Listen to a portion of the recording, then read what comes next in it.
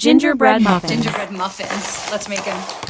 These are also easier to make. We need 1.5 cups of all-purpose flour, a teaspoon of baking soda, 2 teaspoons of baking powder, and 1/4 teaspoon of salt, and all the spices.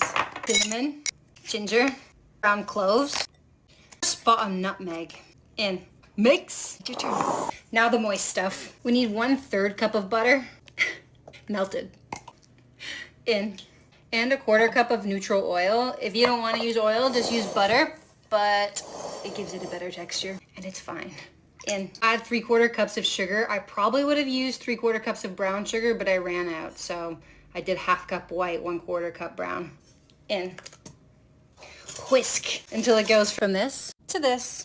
And you can't have gingerbread without molasses, but what we're gonna do is add 1/4 cup of really hot water to 1/2 cup of molasses. 35 seconds in the microwave, it's steaming hot.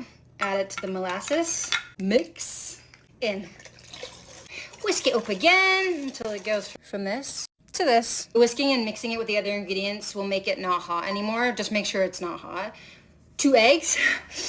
Please rake this crack. And come on. That was good. Add a spot of vanilla, teaspoon and a half, but measure with your heart. And mix. Now I like to put sour cream or Greek yogurt if that's what you have into my muffins. I'll do 1/3 of a cup and mix that in there. And then finally just fold in your dry stuff. I'll do it 1/2 at a time. Fold it in, which means just go around the outside and then into the center.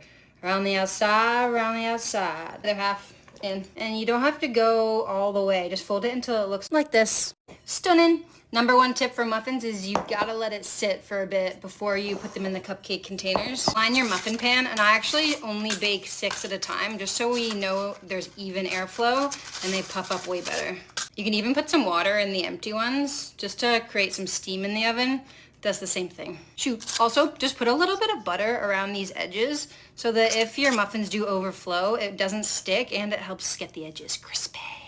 This starts to be like bubbly when you lift it up. That's what you want, and that's why we let it rest for a bit. And then you can fill these muffin tins or cups, whatever they are, pretty much to the very top. Now this part's optional, but it is my favorite part.